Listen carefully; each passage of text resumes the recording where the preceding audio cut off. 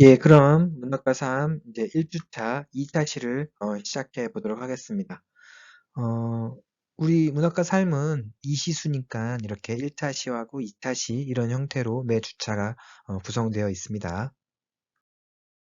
자, 그래서 1주차 2차 시에 살펴볼 것은 첫 번째로 이제 제가 여러분들과 이렇게 쭉 오랫동안 강의실에서 문학과 3 수업을 하다 보니까 수업을 이해하는 데 있어서는 큰 문제가 없는데, 그것을 좀 표현해내는 데 있어서 어려움을 겪고 있는 친구들이 종종 많이 있더라고요. 그래서 학기 초에 저 같은 경우에는 이제 여러분들이 어떻게 하면 생각들을 좀 더 쉽게 할 수 있을까? 그런 것에 대한 어떤 방법들을 좀 간단하게 이렇게 좀 강의를 해드립니다. 더군다나 이제 논리적 사유와 글쓰기라고 하는 수업을 들은 친구들은 감상문 작성 방법이라든가 이런 방법들에 대해서 조금 어느 정도 방법들을 알고 있겠지만 또 그렇지 않은 경우들도 있더라고요. 제 수업을 듣지 않았다면 이제 감상문 작성 방법이나 이런 것에 대해서 잘 이해하지 못하는 경우들도 있어서 그래서 간단하게나마 오늘은 감상문 작성 방법과 그리고 문학과 삶에 대한 어떤 접근 방식들 이런 식으로 접근하면 좀 쉽구나. 이런 것들에 대한 어떤 간단한 방식들에 대해서 조금 강의를 진행해 보려고 합니다. 마지막으로는 이제 주차별 강의 계획에 대해서 좀 살펴보도록 하겠습니다. 그래서 보시면 역량이라고 하는 것이 좀 주차별 강의로 나눠져 있다는 걸 알 수가 있을 것 같아요. 1주차는 오리엔테이션과 강의 소개이죠. 1주차는 오리엔테이션과 강의 소개이고요. 이제 2주차, 3주차가 자기 경영 역량으로 구성되어 있습니다. 그러면 이 두 주는 자기 경영이라고 하는 역량 핵심과 관련된 거구나라는 걸 생각하시면 되겠고요. 이렇게 해서 이 자기 경영 역량에는 총 4개의 작품이 있어요. 그래서 연어, 지킬 박사와 하이드, 나의 인생, 백이열전 이런 식으로 4개의 작품이 있고요. 이걸 이제 2주차, 3주차 동안에 살펴볼 겁니다. 근데 이제 여기서 핵심이 되는 작품을 조금 제가 집중적으로 좀 살펴볼 거예요. 예를 들어서 2, 3주차에는 연어라는 작품과 킬 박사와 하이드라는 작품이 좀 핵심이 되거든요. 그럼 이 작품에 대해서 집중적으로 살펴보고 여러분들이 생각을 정리하게 할 거고요. 나머지 이 두 부분은 제가 좀 간단하게 설명하는 형태로 수업을 진행할 겁니다. 마찬가지겠죠. 4, 5주는 이제 글로컬 역량입니다. 그래서 신짜오와 나마스테라고 하는 작품을 좀 집중적으로 살펴본다면 나머지 두 작품은 제가 좀 이제 좀 설명을 하고 여러분들이 참고했으면 한다라는 식으로 좀 수업을 진행할 겁니다. 6주, 7주는 나눔 역량으로 독일인의 사랑과 눈먼 소년이 어떻게 돕는가를 좀 집중적으로 살펴볼 거고요. 나머지 두 작품은 또 제가 여러분들에게 설명을 해드리도록 하겠습니다. 이렇게 해서 저 세 가지 항목을 가지고 중간고사를 보는 겁니다. 그럼 중간고사는 저 세 역량에 대해서 시험을 보는 거예요. 예, 그 다음에 이제 9주, 10주는 소통, 11주, 12주는 융합, 13주, 14주는 도전인데 요 세 가지를 가지고 또 이제 기말고사를 보는 겁니다. 소통에서는 이제 나는 편의점에 간다와 변신이라고 하는 작품을 좀 집중적으로 살펴볼 거고요. 복덕 후반과 어부 이야기도 제가 또 설명을 해드리도록 할 겁니다. 융합 역량에서는 제3인류와 아이로봇을 좀 집중적으로 살펴볼 거예요. 장편 소설이에요. 6권이나 되지만 그중에서 핵심이 되는 부분 아주 짧게 우리가 읽어보고 그것에 대한 이야기를 나눌 거고요. 아이로봇도 굉장히 길지만 핵심이 되는 어떤 한 작품을 좀 이렇게 집중적으로 살펴볼 예정입니다. 그다음에 이제 마지막으로는 갈매기의 꿈과 인형의 집이라고 하는 작품을 좀 집중적으로 살펴보고요. 그렇게 해서 나머지 인상여 이야기와 그다음에 젊음의 탄생을 제가 좀 설명을 해드리도록 하겠습니다. 강의 계획서를 살펴보니 우리 수업이 역량 중심 교육이라는 걸 이제 한눈에 알 수 있겠죠. 그래서 6대 역량이라고 하는 것을 문학 작품을 통해서 살펴보는 겁니다.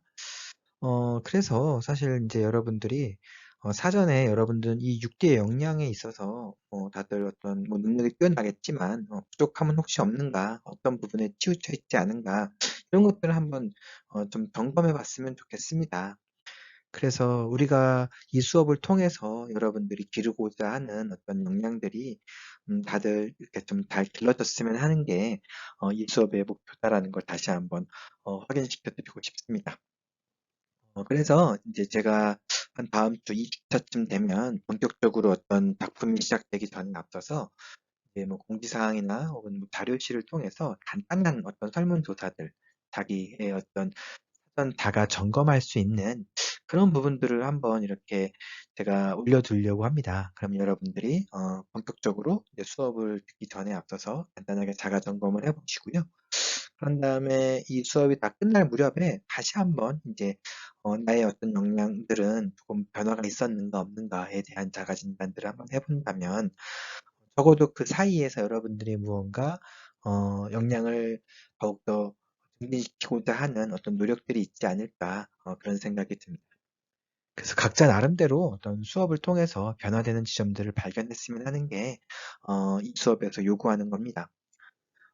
그래서 작품의 어떤 내용들과 그리고 6대 역량들의 어떤 필요성들, 개인의 삶을 향상시키는 데 있어서 그 필요한 필요성들을 인지를 하시고요.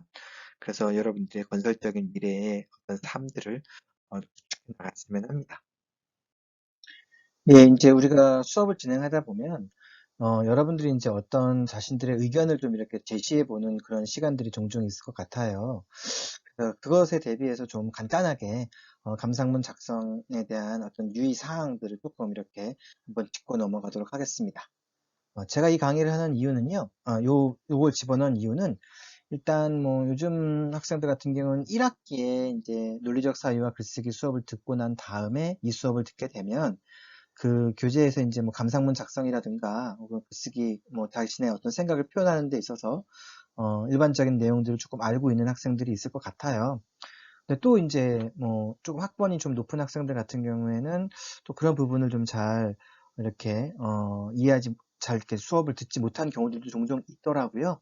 그래서 그냥 조금 간단하게 제가 이제 보통 글쓰기 수업에서 강의하는 내용들 아니면 다른 수업에서 강의하는 내용들 가운데 여러분들에게 좀 도움이 될 만한 어떤 감상문 작성 유의 사항을 간단하게 좀 짚고 넘어가 보도록 합시다.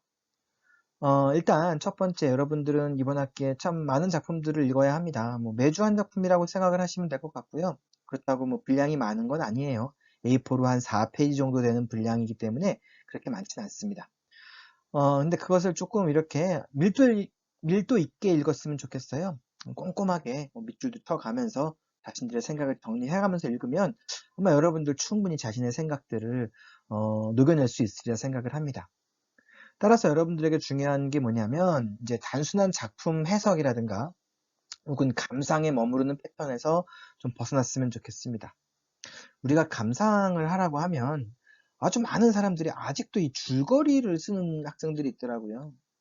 그래서 뭐 줄거리 여기는 지금 다 모든 학생들이 똑같은 작품을 읽기 때문에 줄거리를 이야기할 필요가 없어요. 이제 간단하게 요약은 할 수가 있겠죠. 그리고 줄거리는 제가 이미 강의에서 아주 기본 서사라고 해서 여러분들에게 꼼꼼하게 이렇게 좀 짚어드릴 거예요. 그런데 여러분들이 다시 또 어떤 이 작품의 줄거리에 대해서 이야기하는 건 사실은 그렇게 의미가 없습니다.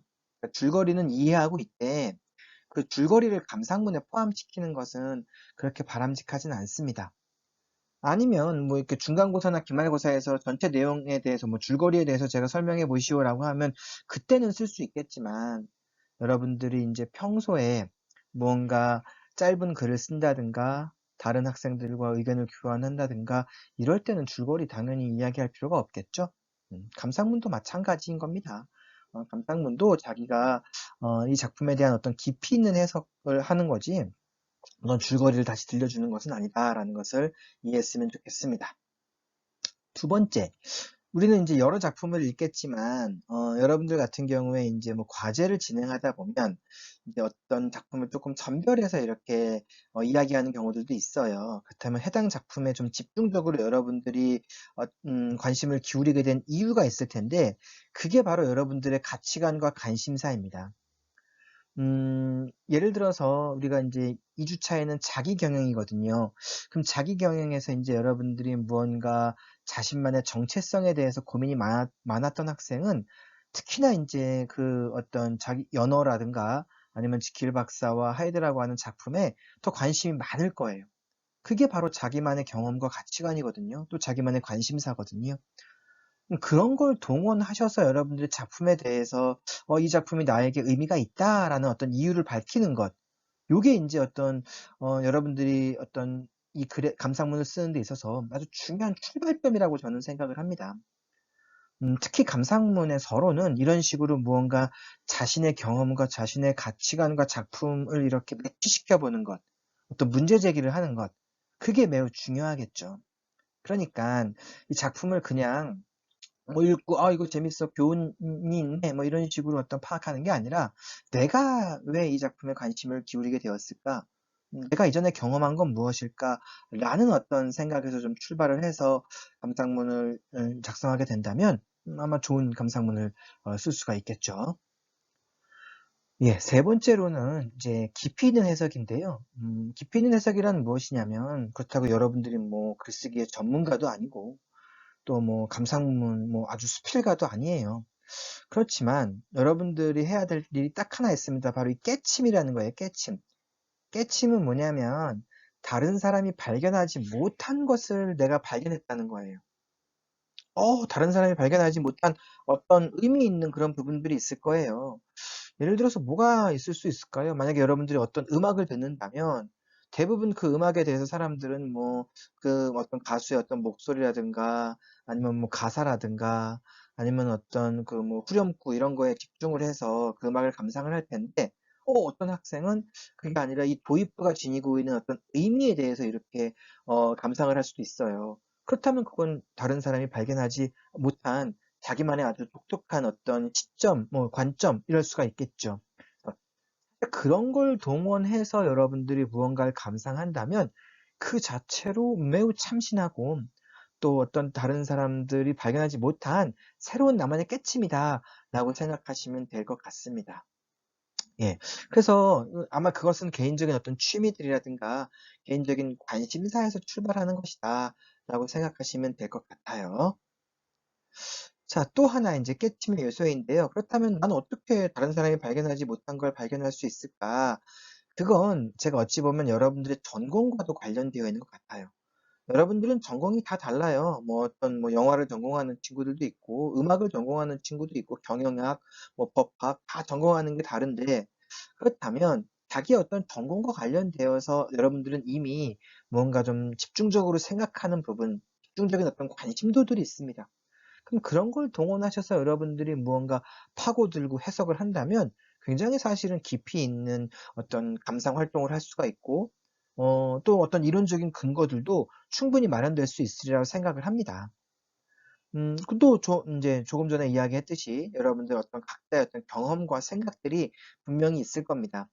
예를 들어서 인제 뭐 어떤 힙합 음악만을 아주 주구장창 들어왔던 학생이라면 그런 어떤 힙합 음악을 들었던 관점으로 요즘 대중음악의 흐름에 대해서 어떤 그 판도에 대해서 뭐 새로운 해석을 할 수가 있는 것 같아요.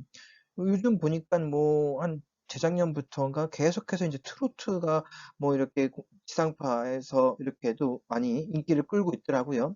어 그래서 어찌 보면 트로트 일변도예요. 또 그전에는 또 힙합 일변도였지 않았습니까? 그렇다면 막 이런 것들에 대해서 무언가 자신만의 어떤 경험을 통해서 읽어낼 수 있을 만한 그런 부분들이 있으리라고 생각합니다. 그래서 그런 부분들 결과적으로는 여러분들 감상문이라고 하는 건 자기가 경험한 것들, 내가 알고 있는 것들, 나의 생각들을 동원해서 쓰는 거지 다른 사람이 생각하고 다른 사람이 이야기한 걸 베껴서 쓰는 것은 아무런 의미가 없다라는 것을 여러분들 염두에 두셨으면 좋겠습니다.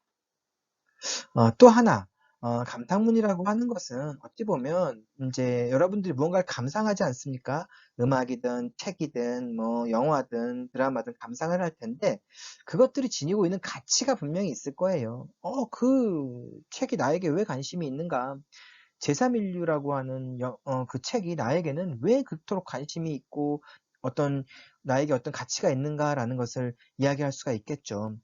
예를 들어서 저 같은 경우에는 일본 작가 중에서 무라카미 하루키라고 하는 작가를 굉장히 뭐 이렇게 뭐 좋아해요. 그래서 뭐 그 사람의 어떤 작품들을 대학교 다닐 때부터 지금까지 꾸준히 읽고 있어요. 한 번 뭐 장편 소설 중심으로 읽는데 빼놓지 않고 읽고 있는 편입니다.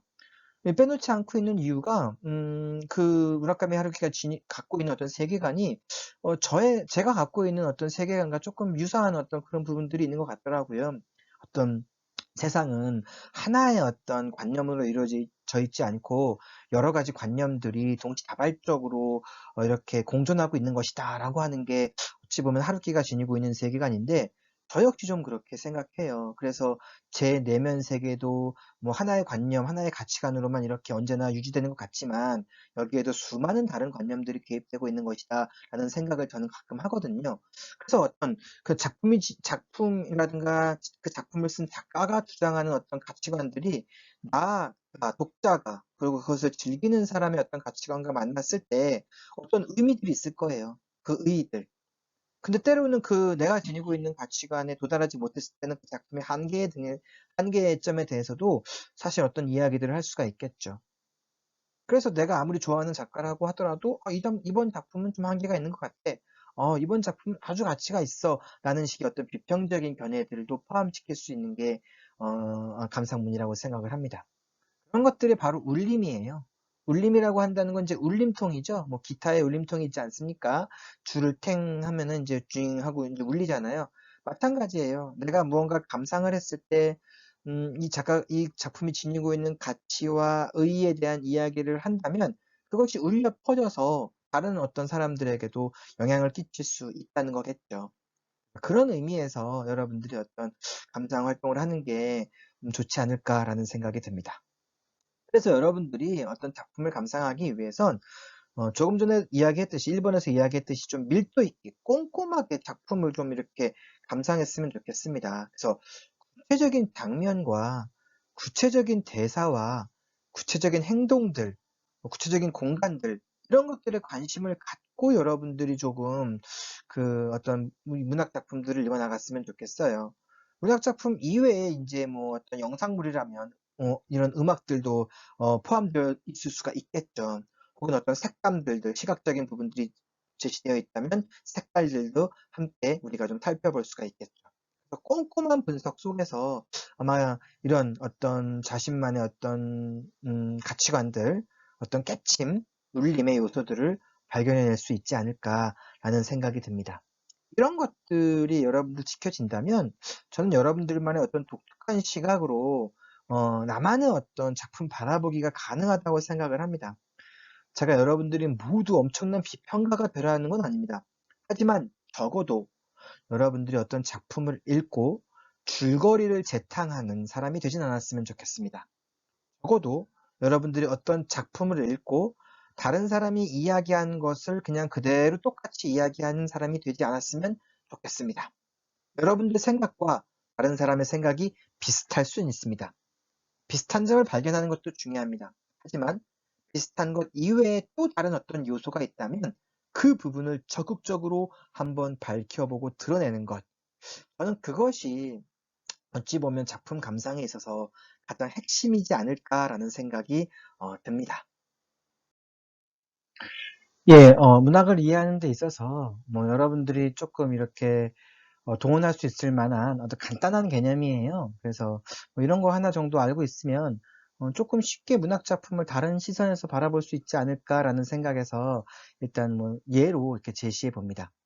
이런 것들을 우리는 방법론이라고 하거든요. 근데 이런 방법론은 뭐 여러분들이 이제 공부하고 있는 전공들 방법론이 될 수 있는 거고요.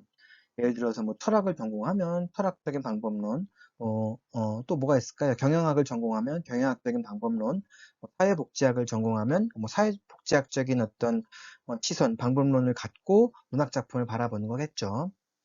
라깡이라고 하는 프랑스 철학자가 있습니다. 그래서 이 철학자가 이제 인간의 어떤 삶에 대해서 지금 좀 구분을 한 거예요. 철학자라고 하긴 좀 그렇고 정신분석학자라고 이해하시면 될 것 같아요. 그래서 인간의 어떤 발달 단계를 크게 이렇게 세 단계로 구분을 했습니다. 상상계와 상징계와 그다음에 실제계입니다.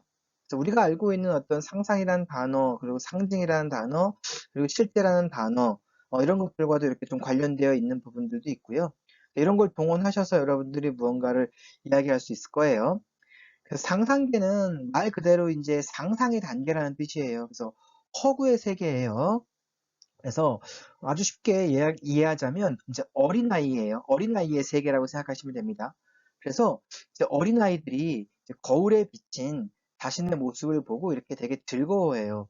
우리 집에도 이제 아주 어린아이가 한 명 있어요. 7살 아이인데요. 얘는 이제 뭐 상상기를 조금 벗어나긴 했지만 여전히 이제 뭐 아직도 거울을 보면서 되게 즐거워하고, 실제로 저는 거울을 보면서 그렇게 즐거워하지 않아요. 그래서 이렇게 온라인 강의도 이렇게 얼굴이 나오지 않았으면 좋겠는데, 또 학교에서는 조금 나와야 된다고 해서 이제 일부 이렇게 얼굴이 나오게 합니다. 이거는 이제 제가 상상기에 머물러 있지 않다는 이야기고요. 근데 어린아이들은 그렇지 않아요. 거울을 보면서 굉장히 즐거워하는 단계라는 거겠죠. 자기 자신을 굉장히 어떤 사랑하는 거겠고요. 일단 그게 상상기의 첫 번째 특징입니다. 두 번째 특징은 뭐냐면 자신과 타인을 구분을 못합니다. 자기가 곧 세계예요. 다른 사람과 내가 동일한 생각을 하고 있을 거라고 생각하는 겁니다. 내가 이런 고통을 겪으면 저 사람도 고통을 겪는 거고, 내가 즐거우면 저 사람도 즐겁다는 거예요. 저 사람과 내가 분리되어 있지 않다는 거겠죠. 상상기에 빠져 있는 거예요. 근데 어른이 되어서도 이런 경우들이 종종 있을 수 있어요. 세상과 자기를 구분하지 못하고, 나의 어떤 생각들이 곧 세계의 생각이고, 세계의 생각이 곧 나의 생각이다라고 생각하는 사람들이 종종 있을 거예요. 그런 사람들이 이제 무언가 제대로 성장하지 못한 그런 경우에 속한 거고, 아직도 어린아이의 어떤 시기에 머물러 있다는 거겠죠. 그래서 대표적으로 상상기의 특징은요, 아이들이 어머니를 자신과 동일시합니다. 어머니가 곧 나 자신이라고 생각을 합니다. 이 이야기를 왜 했냐면, 이제 우리가 문학 작품을 보다 보면 어머니가 나 자신이다라고 생각하는 경우들이 종종 있어요. 부모님이 나 자신이라고 생각하는 경우들이 종종 있어요. 그런 어떤 주인공들은 아직 상상기에 머물러 있는 거예요. 그런데 어머니하고 내가 다른 사람이야. 나는 어머니하고 달라. 어머니 말을 듣지 않아. 아버지 말을 듣지 않아. 아버지 이상해. 어머니 이상해. 라고 하면서 고민하고 갈등하는 시기. 그게 사춘기죠. 그런 갈등을 하는 시기. 그게 사춘기예요. 그래서 확 바뀌어요. 이제 사춘기를 지나면서 아이에서 어른으로 바뀌는 거예요. 그런 것들 우리 성장소설이라고 하죠. 성장소설. 그죠? 성장소설 우리가 대표적으로 알고 있는 게 별이라고 하는, 황순원의 별이라고 하는 작품이 있고요. 또 그 완득이라는 작품 있죠. 완득이. 예, 완득이. 유아인 나왔던 영화 있는데 사실은 이제 성장소설이에요. 그죠? 그렇다면 무언가 의심하기 시작해요. 아버지가 말하는 게 다 옳은 게 아닐 수도 있어. 어머니가 있었네. 라는 것들. 뭔가 의심하기 시작하는 것들. 별도 마찬가지예요. 어머니, 별은 이제 아직은 상상기에 머물러 있어요. 별의 주인공은요. 어머니가 최고예요. 그래서 누이를 부정해요. 그런 것들이에요. 아, 요것만 가지고도 우리가 주인공이 지금 어떤 상황에 처해 있는지를 알 수 있어요. 그래서 아직도 어머니의 세계, 아버지의 세계에 갇혀 있는 경우라면, 이 친구는 아직 상상기에 빠져 있는 거구나. 그리고 이 주인공이 이 어떤 세계의 모습에 대해서, 내가 슬프면 세계도 슬프고, 세계가 슬프면 나도 슬프다는 것을 바로 그냥 매치시킨다면 아직 상상기에 빠져 있구나. 그런데 주인공이 무언가 의심하기 시작하면 이제, 이 친구는 상상계를 벗어나서 무언가 도전의 단계, 성장의 단계, 어른으로 나아가는 단계에 있구나라는 것을 확인할 수 있을 겁니다. 항상 우리는 어떤 자아 정체성과 관련된 이야기들, 그리고 자기 경영 역량과 관련된 이야기들을 다음 주부터 진행할 텐데, 거기에서도 이 상상계라고 하는 것을 조금 이렇게 적용시켜서 해석해 볼 수 있는 그런 부분들이 아마 있을 겁니다. 예, 그래서 이제 어린아이가 또 이런 사춘기라든가 성장기를 거쳐서 어떤 이제 보편적인 질서의 세계를 이제 인식하기 시작합니다. 그 즈음이 이제 학교에 들어갈 즈음이에요. 학교에 들어가면 이제 어떤 규칙들이 이제 생기죠. 규칙들이 생겨요. 뭐 정해진 자리에만 앉아라. 수업 시간엔 공부만 해라. 뭐 쉬는 시간에만 뭐 화장실에 갔다 와라라고 하는 규칙이 생기는데, 어떤 명령들이 이제 아이들에게 부여되기 시작합니다. 그러면 이 아이들은 이제 사회에 길들여지기 시작하고 사회의 규칙이라는 것을 따라가기 시작합니다. 이때 아이들은 최초로 이제 어머니 존재 이외에 아버지라고 하는 존재들, 이제 아버지는 대표성을 띠고 있는 건데, 뭐 학교라든가 혹은 군대라든가 병원이라든가 조직, 사회 이런 것들에 대한 어떤 시스템들을 이해하기 시작합니다. 그리고 그런 어떤 것들이 나에게 규율과 금기로 다가온다는 것을 이제 인식하기 시작합니다. 아버지라고 하는 존재를 법과 규율로 이제 인식하는 단계입니다. 아버지의 말이 무언가 나에게 있어서 절대적인 어떤 영향력을 끼치기 시작합니다. 사회가 나에게 영향력을 끼치기 시작합니다. 그렇지만 분명히 이 사회와 나는 분리되어져 있는 거겠죠. 그래서 이 사회에 대한 어떤 고민들을 하기 시작합니다. 이 사회가 바로 이제 상징계 시스템이라고 하는 겁니다. 쉽게 이야기하자면 상징계가 이제 영어로 시스템입니다. 여기서는. 그래서 어떤 철학적인 용어로 시스템이 되는 거예요. 그래서 그 시스템에 대해서 저항하기도 하고 그 시스템에 의해서 피해를 입기도 하는 겁니다. 그런 이야기들이 이제 문학 작품에 아주 많이 등장을 합니다. 문학 작품은 주인공이 이 시스템으로 인해서 갈등을 하는 장면들이 굉장히 많이 등장을 합니다. 당장 우리가 이제 또 뭐 이제 어떤 사회 시스템들에 대해서 저항하는 그런 이야기들을 한 2주차, 3주차부터 이제 또 볼 수가 있을 거예요. 한국 사회 시스템에 적응하지 못하는 외국인들, 그리고 외국 시스템에 적응하지 못하는 한국인들, 이런 모습들을 조금 이렇게 바라보면서 그랬을 때 내가 느낀 좌절감이 어떤 것인지, 그것을 벗어났을 때 내가 느낄 수 있는 행복감이 어떤 것인지에 대한 이야기들을 할 수가 있겠죠. 따라서 우리가 요 상징계라고 하는 것을 조금 잘 이해할 필요성이 있습니다. 요약하자면 상징계는 시스템이고 시스템을 이해하고 이제 시스템과 충돌하거나 패배하거나 승리하는 이야기들이 문학 작품에 등장할 겁니다. 그것에 대한 여러분들의 어떤 평가들이 이제 이루어지면 되겠죠. 마지막으로는 이제 실제계입니다. 실제계로는 이제 완벽하게 사회로 진입하는 단계라고 생각하시면 될 것 같습니다. 그래서 상징계가 이제 어떤 주인공들이 이 사회로 인해서 뭔가 갈등을 하게 되고 사회로 인해서 뭔가 억압을 받기도 하지만 그렇다고 해서 모든 주인공들이 다 비극적으로 죽거나 이런 건 아니에요. 어, 당장은 어떤 억압을 받더라도 그 사회 시스템에 적응해서 살아가는 거예요.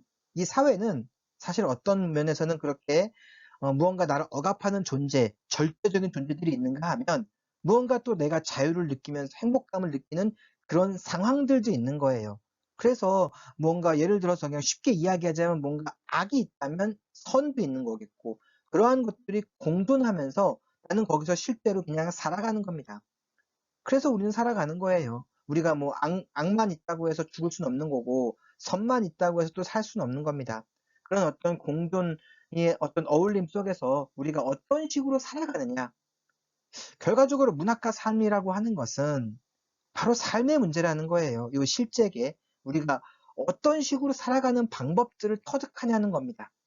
그래서 문학을 통해서 실제 사회의 모습이 어떤 것인지를 조금 이해해보고 그렇다면 나는 어떤 식의 삶의 모습들을 내 스스로 만들어야 되느냐 그것들을 우리가 터득해 나가는 게 실제계로 우리가 어떤 올바른 방향으로 진입해 가는 것이다 라는 거겠죠.